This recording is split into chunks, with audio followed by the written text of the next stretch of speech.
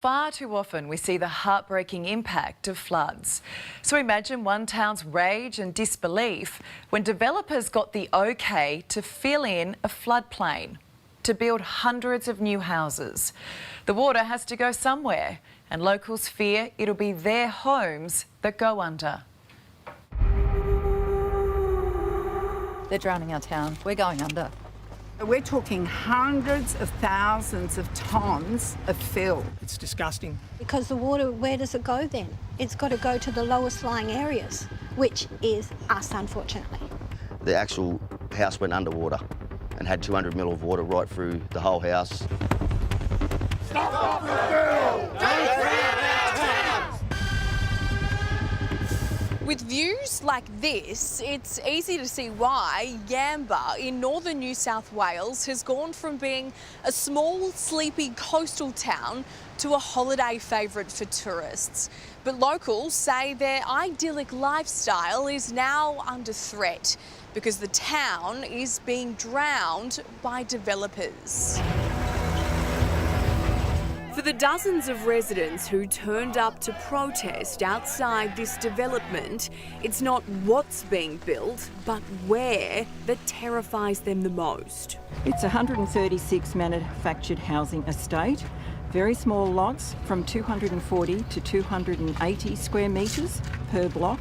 It's all cramped in, and these developments that are filling the floodplain are just devastating our local people. Lynn and Helen are spearheading the town's campaign to stop the fill.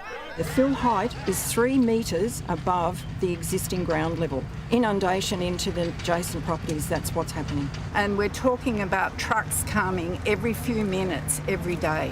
When we come here, the land out the back was as level as my level. Father of two, Andrew, moved here 20 years ago, but his backyard then didn't have a huge retaining wall. Every time that there's been land filled, more water's ended up on my property. The $34 million development is in the town's west on a floodplain. Council approved clearing and filling the land in 2002. Right next to existing residential homes. Then in 2022, a planning panel with council and state government representatives approved the build. That same year, houses flooded that never had before. This was Andrew's property. The drains bubbled up. We had sewage come up through the drains as well. What was destroyed, the walls were gutted because the mould on the fibro. The floor had to be refloored. We had to take all the repaint the whole house, threw all the linen, all the bedding out, all the lounges. A few doors down, Lynn's house was just as bad. Your whole house is flooded. The water came right up. Came up through the floorboards. This was a weather event that you'd never seen before. When we purchased the house, they said it's never flooded. It's an old home, but it's never flooded. The level was inside the house, not quite up to our beds. She says it's not the same Yamba she moved here for. What's happening to Yamba? We're sort of in the middle where we are now. It's like we're in a fishbowl. Here's a video of a fish swimming in a front yard during the floods. But Bob says it's the 4th time Yamba has experienced these rainfall totals. Council tried to tell us the storm event we had was exceptional and never happened before. In February of 2022, when we had the floods here, there was 274 mils of rain in 24 hours.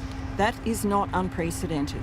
In March 1999, there was 300 mils in 24 hours. Never flooded the town before. But in those days, none of these lands were filled and the water had somewhere to go. I've had floods here before, but absolutely nothing like this. The 2022 floods, nothing.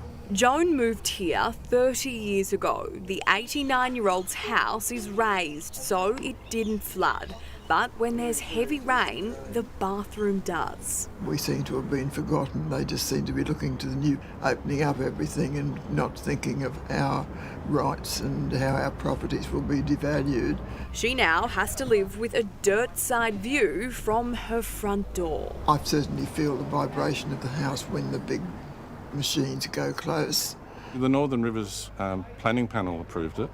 And I was on that panel I was Deputy Mayor at the time, and the Mayor and I both voted against this development, but the 3 state government appointees voted for it.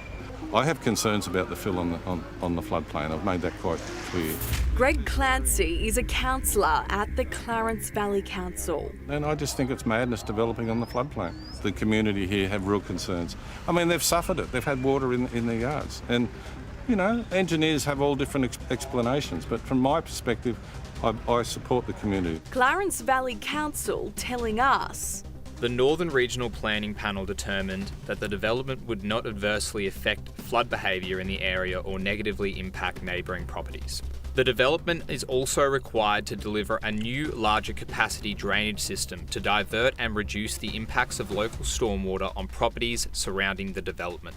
The town left pleading for help, fearing the next weather event. I'm in 2 minds whether to pack up and go or stay and live it out and fight it out. Now, these aren't rich folks living in the joyous Yamba. These are ordinary working people trying to get by. I'd say you take your money somewhere else. Stop the fill. Don't drown our town. Yeah, madness, right? How can a development be approved on a floodplain? I mean, I think it's downright stupid. Homes that have never flooded now flooding? Can't be any more obvious than that, can it?